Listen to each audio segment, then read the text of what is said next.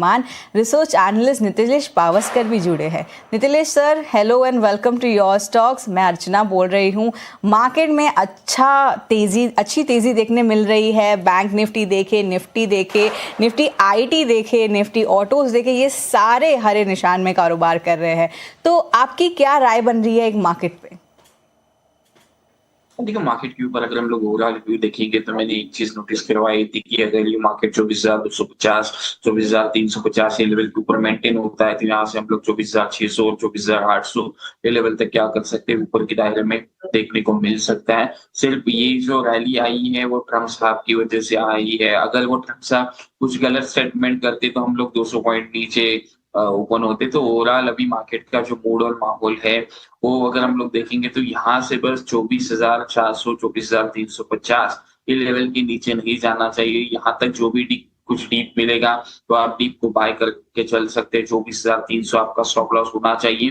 जैसे मार्केट 24,600 के ऊपर मेंटेन रहेगा तो यहाँ से मोमेंटम ऊपर की साइड में और हमें देखने को मिल सकता है। तो कॉशियसली हम लोग रहेंगे, सिंपली स्टॉप लॉस को ट्रेल करेंगे और साथ साथ अगर हम लोग बात करेंगे तो व्यू जो होगा वो बायस ही व्यू होगा, उसमें कोई दो राय नहीं है। लेकिन क्वांटिटी उसके साथ प्रॉपर हेज करके हम लोग पोजीशंस को मेंटेन करेंगे। ब्लाइंड कुछ बाय या फिर सेल नहीं करेंगे।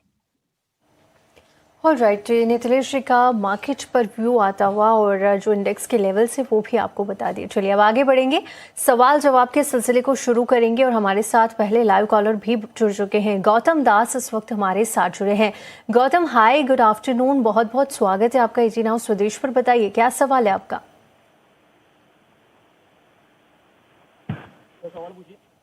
गौतम, आप सुन पा रहे हैं? जी गौतम, सवाल पूछिए अपना, क्या सवाल है आपका? नमस्ते सर, मेरे पास आईटीसी होटल का 75 शेयर है @202। जी, और क्या जानना चाहते हैं आप गौतम इसको लेकर? ऑलराइट, तो गौतम जी का सवाल हमें मिला है। आई थिंक लॉन्ग टर्म का नज़रिया लेकर चल रहे हैं और आईटीसी होटल्स के 202 पर इन्होंने 75 शेयर खरीदे हैं और फिलहाल लेवल्स पर करीब 2,500 का नुकसान होता हुआ आज की जो चाल है वहां पर 2.5% की तेज़ी आईटीसी होटल्स दिखा रहा है। करीब 166 पर कामकाज कर रहा है, लेकिन इनके बाइंग प्राइस से थोड़ा नीचे आता हुआ यह शेयर दिखा है। कैसे देख रहे हैं आप नितिलेश जी इसकी चाल को? First of all good afternoon. और अगर अभी जो नतीजे हमने देखे हैं, प्रॉफिट में भी बढ़ोतरी दर्ज हुई ईयर ऑन ईयर बेसिस पर और कंसोलिडेटेड जो नेट सेल्स है वो भी कंपनी की बढ़ती हुई नजर आई है। क्या आपको लग रहा है कि आईटीसी इनके बाइंग प्राइस के ऊपर जाता हुआ दिखेगा और बढ़िया रिटर्न लॉन्ग टर्म में इन्हें मिल सकते हैं? यहाँ पे अगर हम लोग देखेंगे तो स्टॉक में एक हायर लेवल से काफी करेक्शन हमें देखने को मिला है। कि बेस एरिया 155 से लेके 160 ये लेवल के आसपास आप थोड़ा सा एक्यूमुलेट कर सकते हो। नहीं तो मुझे जो आईटीसी होटल से अच्छा, मुझे आईटीसी अच्छा लग रहा है 270 के ऊपर। मैंने आपके चैनल के ऊपर भी रिकमेंड किया था 270 275 के आसपास। तो अभी 280 290 के आसपास वाला भाव चल रहा है। तो अगर यहाँ पे थोड़ा सा आपको दिक्कत लग रही है आईटीसी होटल में तो थोड़ा सा आप आईटीसी में क्या करें, पोजीशंस को बिल्ड करें। मुझे लग रहा है कि आने वाले समय में आईटीसी में 340 350 के लेवल्स भी क्या हो सकते हैं, देखने को मिल सकते हैं। आईटीसी होटल में भी कोई प्रॉब्लम नहीं है तो 155 160 ये रेंज है। आप दो में से कोई भी स्टॉक्स को क्या कर सकते हैं, पिक कर सकते हो। आने वाले समय में यहाँ से एक बाउंस बैक हमें देखने को मिल सकता है। तो दोनों मेरे लिए पसंदीदा शेयर्स है। चलिए, आईटीसी पे ये राय आती हुई नितिलेश जी की तरफ से अगले लाइव कॉलर को जोड़ते हैं। भवदीप पटेल हमारे साथ जुड़े हैं। Ji Bhavdeep, welcome to your stock. क्या सवाल है आपका और कहाँ से बात कर रहे हैं आप? जी मैडम, थैंक यू। मेरा नाम भवदीप पटेल है और मैं गुजरात से बात कर रहा हूँ। मेरा सवाल है अशोक लेलैंड के बारे में, जिसके 500 शेयर मैंने खरीदे हैं। 165 है मेरी खरीद प्राइस और ज्यादा से ज्यादा 1 महीने का मेरा नजरिया है। तो क्या किया जाए, उसमें डीप में और खरीदे जाए या फिर प्रॉफिट बुक करके कभी भी निकल सकते हैं? ठीक है भवदेव, अभी आपको इस पे सलाह दिला देते हैं नितिलेश जी। अशोक लेलैंड पे इनका सवाल है, आज ऑटो सेक्टर में अच्छी तेज़ी है, 1% की तेज़ी लगभग दिख रही है, प्लस स्टॉक में भी आज 5% से ज़्यादा की तेज़ी दिख रही है और इनके बाइंग प्राइस से शेयर थोड़ा ऊपर आ चुका है, तो इनको थोड़ा बहुत प्रॉफिट भी है, प्लस वो 1 महीने का नज़रिया रख रहे हैं। अशोक लेलैंड की तरफ देखें तो 6 महीने में तो थोड़ी गिरावट दिखी है 12% की, पर 1 साल में अच्छी ग्रोथ दिखी है, 42% का रिटर्न दिया है शेयर ने। तो अशोक लेलैंड ऑटो नंबर्स के बाद क्या ये ट्रिगर है इस स्टॉक का कि आगे भी फ्यूचर कैसे देख रहे हैं आप ये?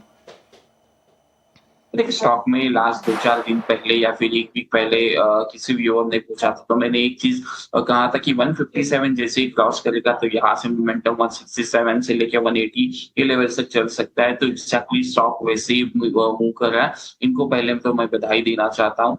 तो आपकी जो क्वांटिटी है 500 क्वांटिटी, उसमें से पार्शियल प्रॉफिट बुक करना यहाँ पे बहुत अच्छा हो सकता है। 60% क्वांटिटी यहाँ पे बुक कर लीजिए। बाकी की जो क्वांटिटी है 168 169 के आसपास एक स्टॉप लॉस मेंटेन करे।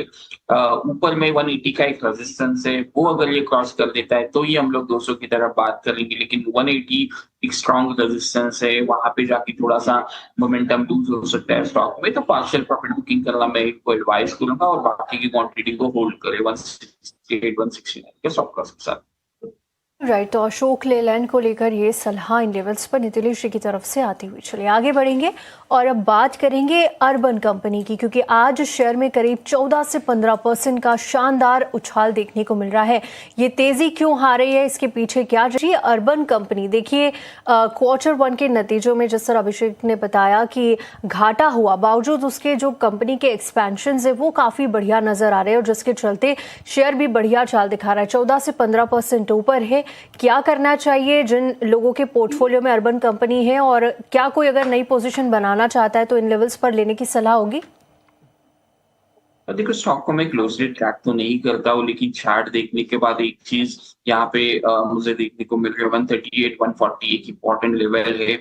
उसके नीचे अगर ये जाता है तो इसमें से निकल जाना बेहतर होगा। ऊपर में ये काउंटर अगर ये 149 से लेके 150 इस लेवल के ऊपर निकलता है तो ही आप इसमें क्या करें, लॉन्ग करके चल सकते हैं, लेकिन कम क्वांटिटी स्ट्रिक्टली स्टॉप लॉस के साथ प्लान करें। और ऊपर में 165 170 के टारगेट हो सकते हैं, या फिर अवॉइड करते हैं तो भी चल सकता है। मैं मेरे पर्सनल फ्रेंड्स को ये थोड़ा सा रिकमेंड नहीं करूंगा, क्योंकि कभी कभार हमने वनडे वंडर वाले स्टॉक्स देखे और फंसना नहीं है मुझे इन काउंटर के ऊपर। थोड़ा सा कम क्वांटिटी लेके चल सकते हैं, तो उसी चीज का ध्यान रखें। 149 150 के ऊपर टेक्निकली स्ट्रांग हो जाएगा। 140 का स्टॉप लॉस, 165 से लेके 170 आपके टारगेट। ऑल राइट, तो एक सलाह अर्बन कंपनी पर इन लेवल्स पर आती हुई। चलिए यहाँ रुकेंगे एक छोटे से ब्रेक के लिए, लेकिन आप कहीं मत जाइए। ब्रेक के बाद हमारे साथ अब नारायणा हेल्थ पर एक टेक्निकल राय भी ले लेते हैं। नितिलेश जी, नंबर्स काफ़ी अच्छे आए हैं, थोड़ा सा प्रेशर मार्जिन्स पर देखने को मिला। ओवरऑल आप ग्रोथ को कैसे देख रहे हैं आगे के लिए? मैनेजमेंट काफ़ी ऑप्टिमिस्टिक नज़र आ रहा है और अप्रैल के बाद से बढ़िया रिकवरी भी शेयर ने दिखाई है। आपको लग रहा है कि आने वाले दिनों में भी ये तेज़ी कायम रहेगी शेयर में? देखो, स्टॉक की अगर हम लोग बात करेंगे जी, तो मैं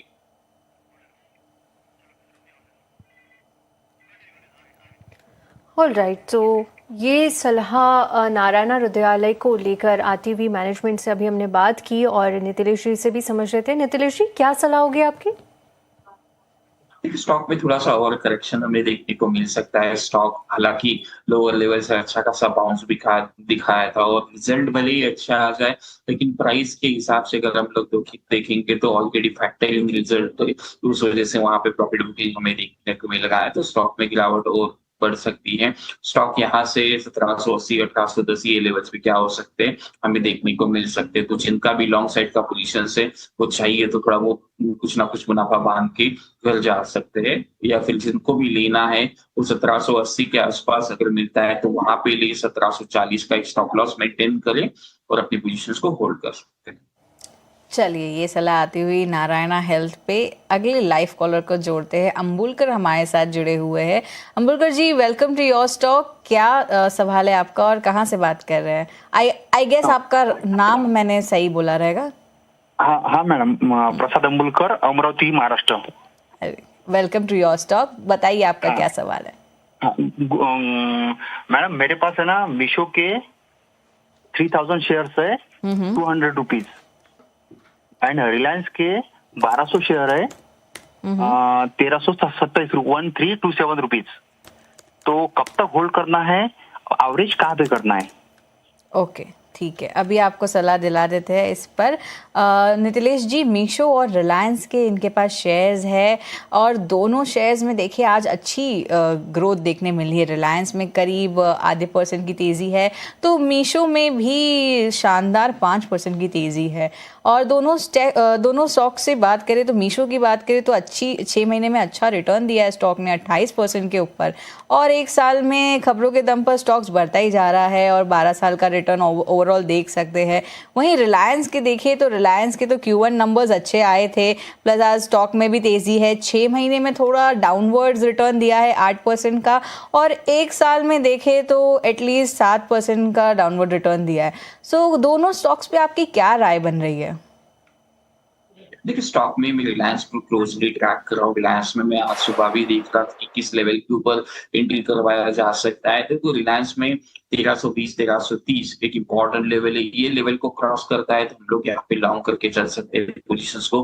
1450 1470 ये टारगेट हो सकते हैं, या फिर अगर यहाँ से करेक्शन मार्केट में आता है और नीचे में 1220 1240 ये लेवल के आसपास मिलता है, तो वहां पे मैं रिलायंस को प्लस करना पसंद करूंगा। तो ये 2 लेवल के हिसाब से मैं इसमें रिलायंस पे लॉन्ग जाना पसंद करूंगा। ओवरऑल व्यू जो है मेरा रिलायंस के ऊपर काफी, मुझे लग रहा है यहाँ से मोमेंटम पिकअप होगा। रिलायंस हो, HDFC बैंक हो, एक अच्छे लेवल के आसपास से ट्रेड करे तो यहाँ पे शॉर्टिंग अपॉर्चुनिटी देखने के बदले मोमेंटम कहाँ पे अच्छा मिल सकता है वो प्लान करना चाहिए, कौन से लेवल्स अच्छे हो सकते हैं तो बाइंग का यूज करें। तो मीशो की अगर हम लोग बात करेंगे तो 197 198 की एक रेजिस्टेंस है, वहां पे देखो कैसे प्लान आउट होता है। इस लेवल को क्रॉस करता है तो थोड़ा सा फर्दर मोमेंट हमें देखने को मिल सकता है। स्टॉप लॉस जरूर प्लान करिए 183 184 के आसपास, क्योंकि वहां से थोड़ा सा क्या हो सकता है, स्टॉक में गिरावट हमें देखने को मिल सकती है अगर ये लेवल के नीचे क्लोजिंग करता है। अदरवाइज विश्व में भी कोई प्रॉब्लम नहीं है। 197 198 वहां पे एक बार देखिए, वहां से अगर क्रॉस करके सस्टेन होता है तो फिर एक अच्छा खासा अपसाइड मोमेंटम भी हमें देखने को मिल सकता है। चलिए, मीशो और रिलायंस पे ये सलाह आती हुई नितिलेश जी की तरफ से। नितिलेश जी, थैंक यू सो मच हमारे शो पे आने के लिए और अपनी सलाह देने के लिए सारे तमाम स्टॉक्स पर।